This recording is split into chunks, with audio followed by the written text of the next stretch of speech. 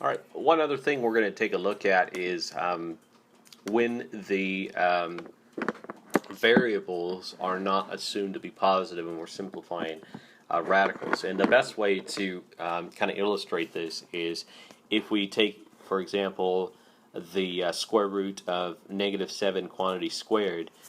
The square root's kind of like a grouping symbol, and so is the parentheses. So we got to do inside there, and we got to square first. So -7 squared is 49, and the square root of 49 is going to be 7.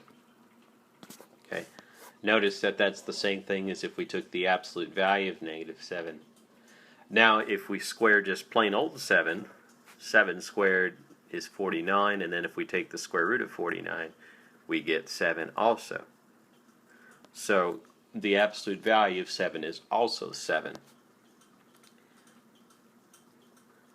So the square root of -7 squared is equal to the absolute value of -7, which is equal to 7, and 7 is equal to the absolute value of 7, which is equal to the square root of 7 squared. So if we don't know about x, if it's positive or negative, and we take the square root of x squared, we don't know. It could be -7. So we would have to square first and then take the absolute value, and we would be left with the positive or the principal root. So what we do to ensure that is we put the absolute value bars down.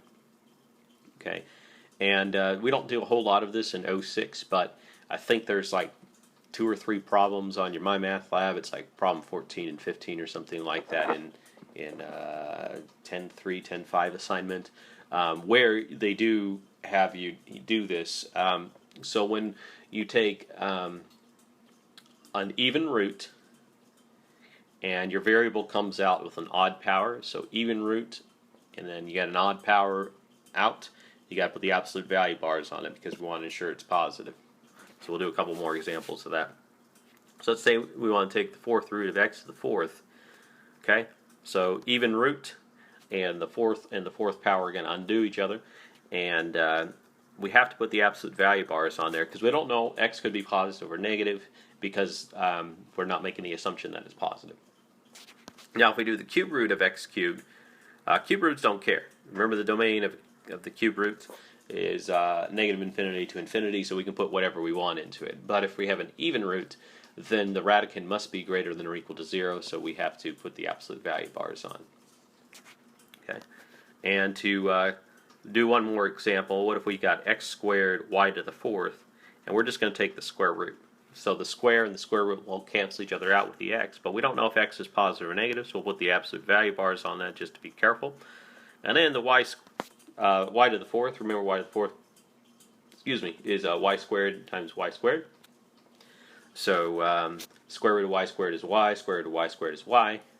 So it doesn't matter if y is positive or negative because positive times positive is positive, negative times negative is positive also. So we don't need to put the absolute value bars on the y squared. We had an even root and we had an even exponent. That wasn't our requirement for putting absolute value bars on.